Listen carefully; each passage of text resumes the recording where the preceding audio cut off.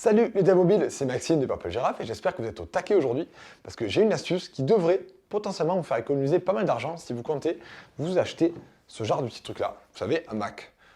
Ces machines-là, on peut leur reprocher ce qu'on veut Apple, mais ils font des bonnes machines. Honnêtement, ils font des bonnes machines, elles coûtent un peu cher et elles ont l'inconvénient de ne pas être très évolutives. Ça, c'est un peu embêtant, parce qu'on doit faire des choix au départ, et des fois, c'est c'est embêtant, parce que si on se trompe dans ces choix, on ne peut pas les corriger. On ne peut pas rajouter de la RAM ou rajouter du disque, du SSD, si on n'a plus de place par la suite. Donc aujourd'hui, on va parler d'un moyen pour savoir combien de RAM on a vraiment besoin sur notre OS. Je sais que c'est une question que je reçois assez souvent, et vous ne croirez jamais, mais Apple nous fournit un outil exprès pour ça. Il nous donne un outil pour savoir si vraiment on a besoin de tant de RAM que ça, ou si on peut économiser ce prochain Mac. Ça ne ressemble pas, hein. Et pourtant, je vous assure que c'est possible. On va voir ça tout de suite, je bascule sur le screencast, je vous montre quel est l'outil et comment s'en servir. Ça y est, je suis sur mon Mac. On va essayer de voir la consommation de mémoire que j'ai à ce moment-là, sachant qu'on est en fin de journée, vous voyez, il est 19h51.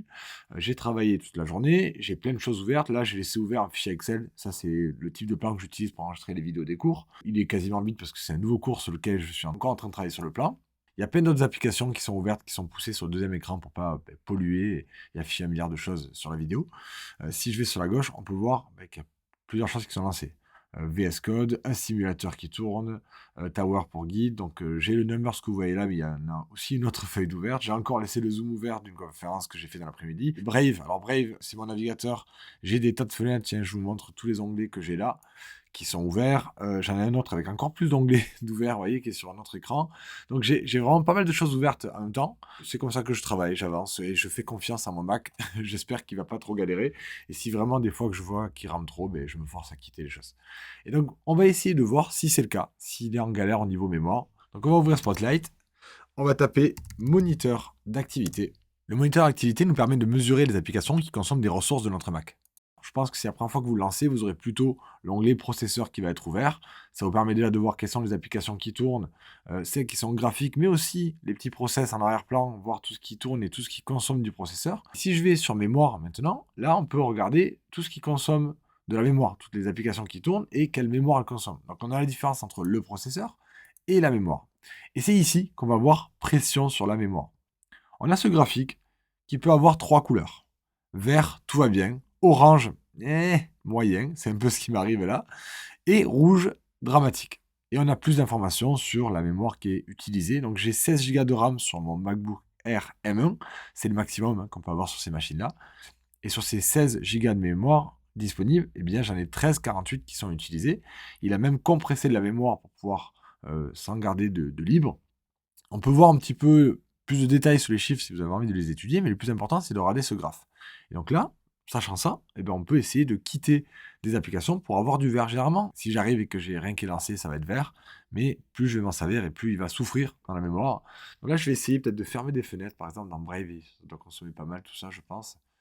Oui, on va tout quitter. Voilà, ça aussi. Déjà, ça devrait lui faire du bien. Alors, hop, et voilà, ça y est, c'est instantané. Vous avez vu, je suis passé en vert juste en ayant quitté Brave. Là, il va mieux. Là, il respire. Faut dire que j'avais quand même pas mal d'onglets ouverts. On sait qu'il consomme quand même pas mal de mémoire. C'est normal, il fait beaucoup de choses. Et si je quitte les uns après les autres les différentes applications, je vais retrouver de la mémoire de plus en plus. Genre, lui, le simulateur, je peux le quitter. Tiens, vous voulez voir à quoi ressemble en simulateur? Je suis en train de travailler sur un système de notification intégré aux applications pour que les utilisateurs puissent choisir d'être rappelés tous les jours ou tous les certains jours. Par exemple, si je clique ici, je peux choisir quels sont les jours sur lesquels je veux être notifié, recevoir des notifications. Et puis ensuite, je peux choisir à quelle heure de la journée je vais recevoir une notification. Si je lance l'application pour regarder des cours avant, je ne reçois pas la notification. C'est juste au cas où j'oublie. Je trouve que c'est une fonctionnalité assez sympa pour que l'utilisateur n'oublie pas d'apprendre, parce que vous savez à quel point c'est important d'apprendre. Bref, c'était un petit détail. Je ferme ça.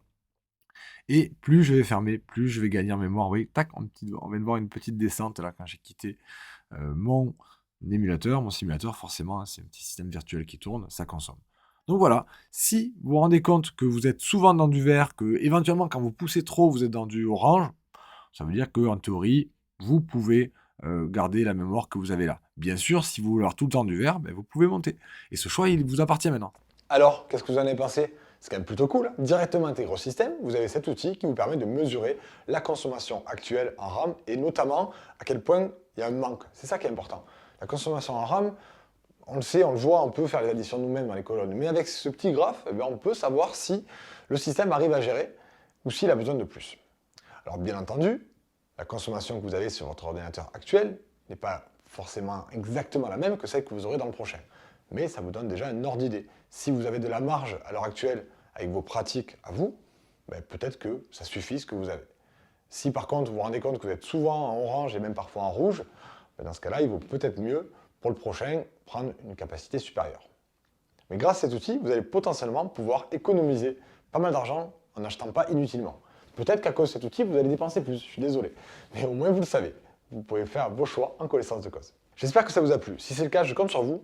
On met le petit pouce, on s'abonne et on se revoit très bientôt pour devenir encore meilleur. Salut!